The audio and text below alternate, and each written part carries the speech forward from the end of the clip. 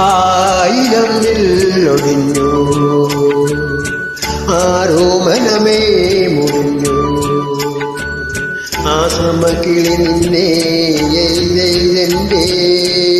ആവനാഴി ഇതം പൊതിർന്നു ആയിരം വില്ല